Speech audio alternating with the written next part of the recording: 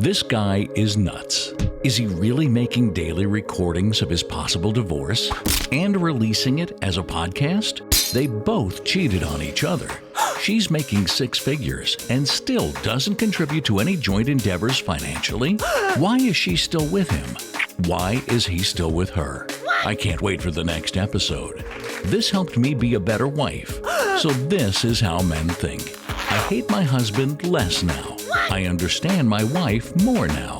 These are some of the listener comments to the Divorce Diaries podcast. All over the map, I know. These anonymous accounts of events should resonate with anyone that has been married, is married, or is preparing for marriage and helps couples avoid pitfalls as they might prepare for marriage. Entire seasons are released on Patreon weeks before anywhere else at Divorce Diaries Podcast Patreon page. Link in description. Now for today's episode. Everything is changing now. I was just served with a settlement document for child custody, seeking a what I would say is a very high number for the care of children, in the amount of $1,500. And it said something like, this is a lot lower than the $2,950 that could be requested. And I have to say, just to preface, I was sent a Cash App request maybe the month before for about $900. And it said, I feel like you can afford this because this was what you gave me when you left 1 month when we moved out. And so I think you can afford it. And you make more money than I do, and you don't have any debt. These were the things that was what was listed in the text message. And I have to say, I was a little bit put off because if you recall any of my first toxically recorded diary entries, my wife has been carrying a substantial amount of debt, some of which I've helped her pay down. I gave her $25,000 just this year. I don't know how much debt she has. I don't know how much she's carrying right now, but it's always been there. I think, according to her, there have been a few times where she hasn't carried any debt, but for the majority of our marriage, she's carried an immense amount of debt. So seeing those words written, it was sobering, I guess, because my wife definitely makes enough money to support herself, and I have supported the family financially for the entirety of the marriage. And I wasn't upset, I guess, because I really wasn't. I just felt that what I've done for the family wasn't important to her. I understand she's under some financial difficulty and stress right now because we are no longer together. And this is her very first time at basically taking care of herself. And I didn't want that for her. I guess I always envisioned myself as the man that would do sort of what my grandfather did. Bring home the bacon and she can fry it up in the pan. But after a lot of my wife's different and interesting financial choices, I sort of had to become a very tight person financially because she was very loose with her money in comparison. I don't know for sure if she was actually loose or irresponsible with her money, but I just know that I was pretty much the opposite. So that's where we were, and that contributed greatly to our disconnect as far as finances were concerned. So seeing her write just yesterday in another chat thread that we had going, when I said, like, I have these financial obligations and I'm going to throw it out there now. I'm I have life insurance policies for my children, whole life, not the term, not the cheap stuff. And I don't have a whole lot of disposable income, but I know when people say, if you just start paying it, you won't feel it. So several years back, I got whole life policies for my kids. It seems like it's a pretty decent investment vehicle. A lot of rich people have it. And while I'm not rich, I want to move like the rich move. And I procured that for them. I'm carrying the family's benefits for our health insurance. And for my wife and I'm saving money every month for my minor children so that when they graduate high school and have their plan for life, we can take that money that I saved and I can hand it to them and I can say, hey, is this money going to go to a car? Are you going to backpack through Europe? Are you going to pay down student loans? What are you going to do? Doesn't matter, but here's the money if you've got a plan. And hopefully this can soften the blow of whatever's coming. And my wife hasn't contributed to any of those accounts either. So I'm just really, I'm sad to know that we are where we are. But it's also sobering because I understand, and from my wife's perspective, she feels like she's owed something. I have swallowed the red pill a long time ago that is the red pill of understanding that says no one owes you anything. Now, if you can find someone that thinks they owe you something, and that person is and was me, I always thought I owed someone an explanation. I owed them an apology. I owed them repayment. Even if I didn't have the lion's share of any blame for any particular situation, I felt like even if I did one thing out of 100, I am equally as culpable as you. So I have to take the full body of everything into consideration as my wife and I move forward with probably only lawyers talking to each other on our behalves. This may get very expensive. I don't know. I think it's maybe foolish on our parts, but I think it goes to show you that we maybe were never meant to be together if it devolves in this way. And I'm not saying that to discount any quote unquote love that we may have had between us at one point in time. Not that. I'm just saying that the amount of respect that was likely there is gone, never to come back again. But for things to devolve the way that they have, I think maybe it shows just how solid we were. And if it becomes so toxic, I don't know. What does that mean? Were you guys ever really that solid? I can say for us, I've looked back healthily at my wife and I's relationship over the years. What my wife is doing right now is on brand. She is, in my view, looking out for number one, but with a narrative that says she's not. Taking this amount of money from me that she doesn't need is only going to reduce the seeds that I can sow for my kids. And I brought that up to her. I won't be able to do this. I may have to scale this back as far as their insurance is concerned. It's compounding, and that's good, but if I have to do this and my rent actually is not as cheap as you think it is, and her words in response were, not my concern. And I fully understand, and I actually fully respect that. Not my concern. And she's right. It's not her concern. The down payments for the 2 homes that I saved up alone, that wasn't her concern.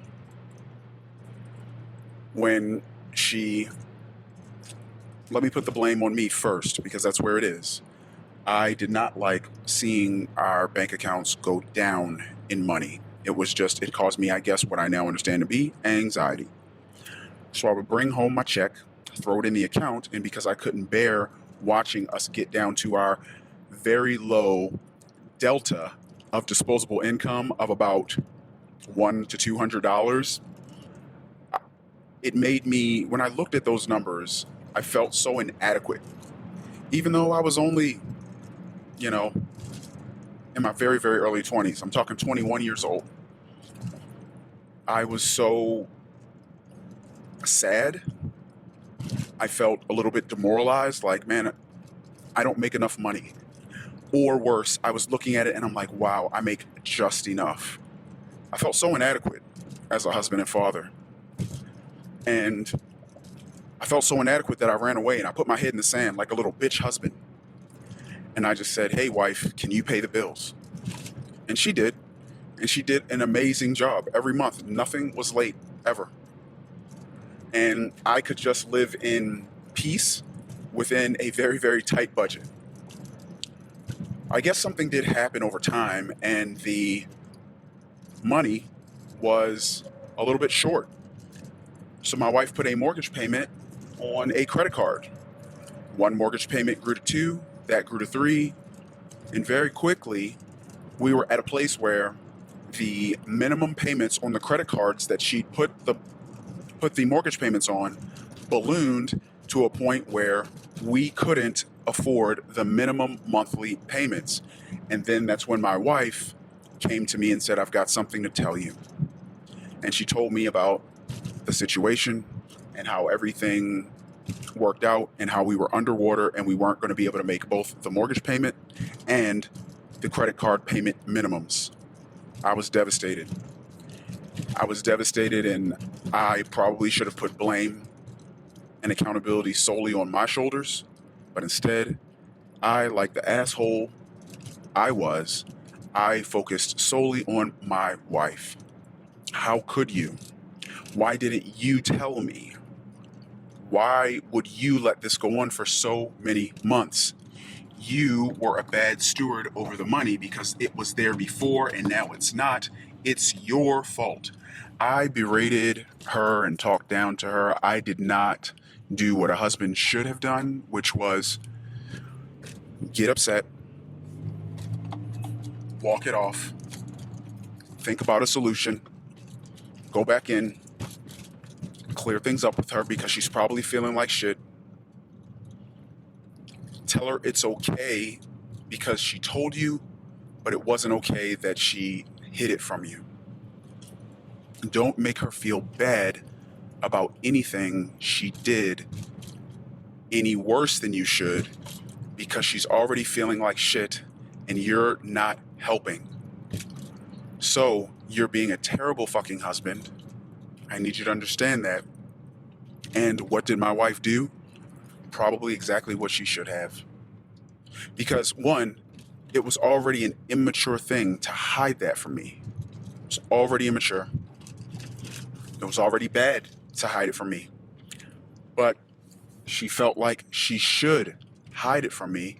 And then I basically treated her like a child, talked down, punished, berated, did all of those things, which is what it's going to make a person not want to talk to you. They're not going to want to be honest. And I think after that really big mistake that she made and the way that I responded to it, that dictated the future of our relationship moving forward. My wife stopped being forthcoming about almost everything. I don't know if she lost respect for me in that moment or if it took some more time. But because of her irresponsibility and my cowardice, we sold our home for we found one of those signs in the ground, "We'll buy your house."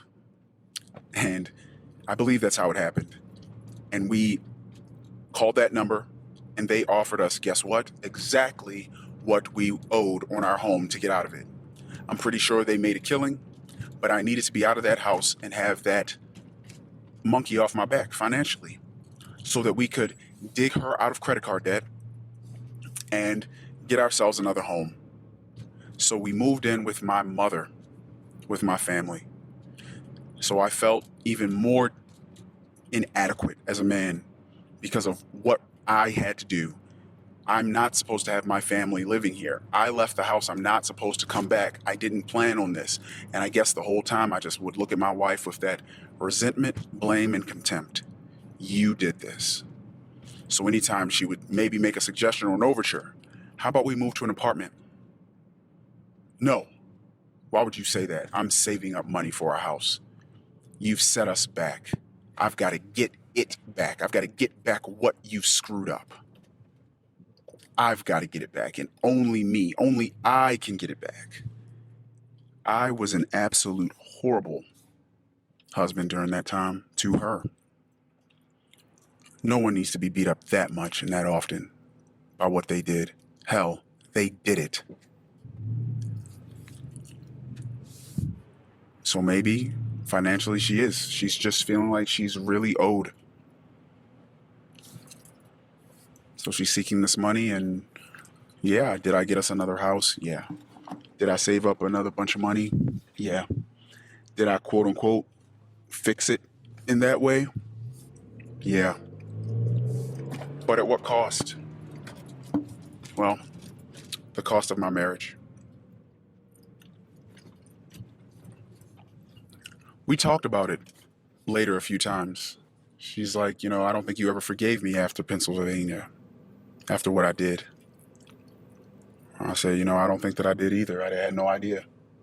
I thought that I did, but I didn't. Resentment just builds.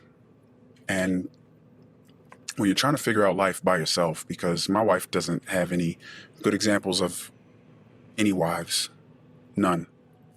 And I don't have any good examples of any wives, really, or any husbands. And she doesn't have any good examples of any husbands. So it was really unfortunate that the blind were leading the blind. And I do think that we had the potential to be something really special.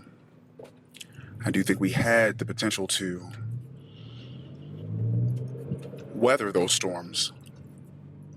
But at least I know with this one specifically, I won't say it was on me fully, because that's not true. No situation is fully on one person, I guess. But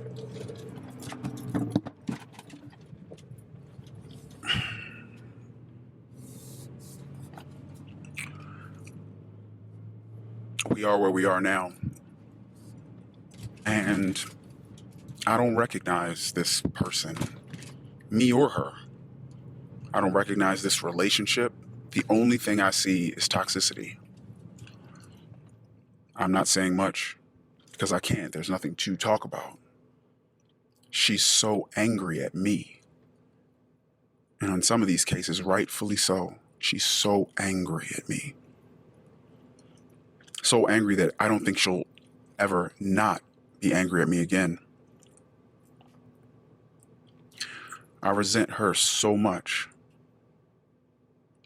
And I can't say rightfully so, because resentment isn't good. Resentment is something that you hold and carry. And it's something that another person has to keep paying for over and over.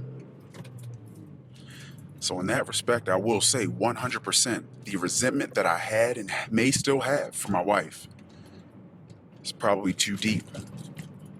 And I couple that with a lot of the other forms of betrayal or secrets or not being forthcoming, omitting, or overtly lying.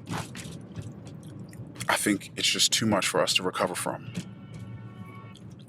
Possibly as people, but definitely as husband and wife. It doesn't change the fact that I don't want to get a divorce, but I really feel that we need to, and her peace and mine is probably the most important thing for both of us moving forward now. I'm so happy to have a few friends that are definitely motivated for whatever reason to help me not suffer through this alone. Even though I may have brought a lot of this on myself, at least some of it, these people in my life are just like, hey, they shake me emotionally. I'm there for you. It's okay. Don't worry. You're putting too much on yourself. Oh, you should own that one. Very good people.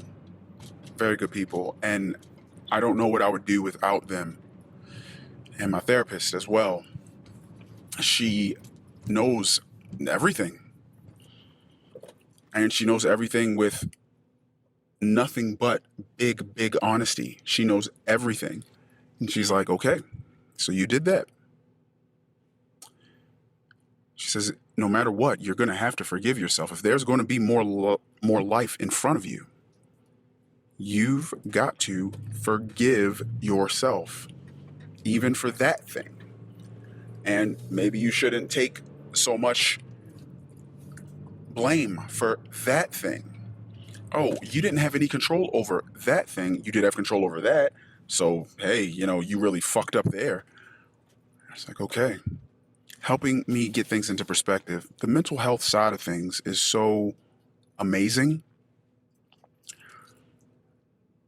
The mental health side of things. We all really should get into therapy. Because we all have triggers and damages and traumas, and some of which we don't even know. So if you were fortunate enough to get out of your childhood, let's say unscathed, in an extremely healthy childhood, it's hard sometimes to have a childhood that you escape without some pain. But if you had a healthy childhood, but you were potentially thrust into a situation that challenged you or presented some significant adversity in your life, it's you may still have traumas that you yourself need to work through that you may not even realize. So if there's something heavy that you're struggling with,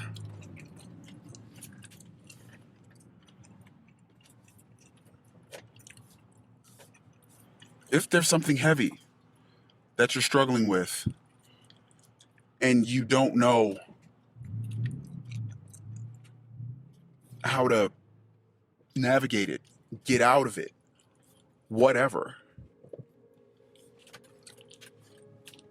you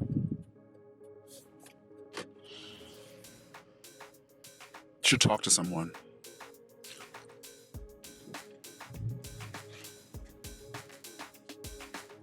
And date your therapists. If the feeling isn't right, that's okay. If the feeling is not as warm as you'd like, but it's effective, maybe it's okay. Having a therapist, and I will say specifically this therapist, it's been amazing for my success in healing, or maybe not, yes, healing, acknowledging, learning, knowing, not victimizing myself anymore.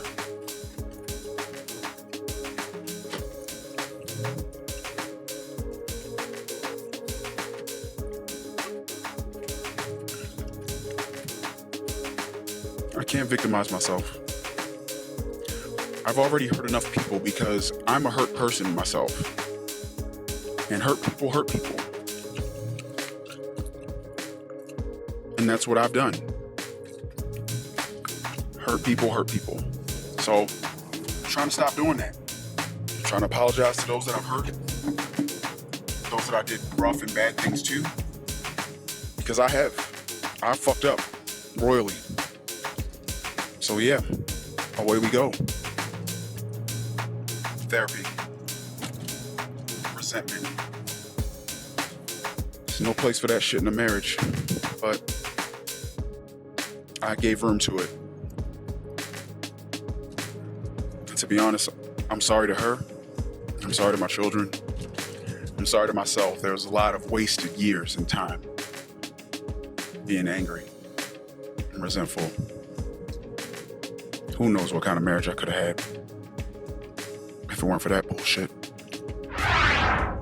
Wow. That was the Divorce Diaries podcast. The Daily Saga will continue tomorrow. The full season's episodes are on Patreon now. Subscribe for early access. Click the Patreon link in the description. Hopefully, these entries help our anonymous recorder as a form of his own personal therapy. That's his hope and his intention. Will these recordings of life's curveballs lead this family to the best resolution in the end? We'll keep listening. New episodes are released daily on all podcast players, but all episodes are available on Patreon at Divorce Diaries Podcast Patreon page. Until next time.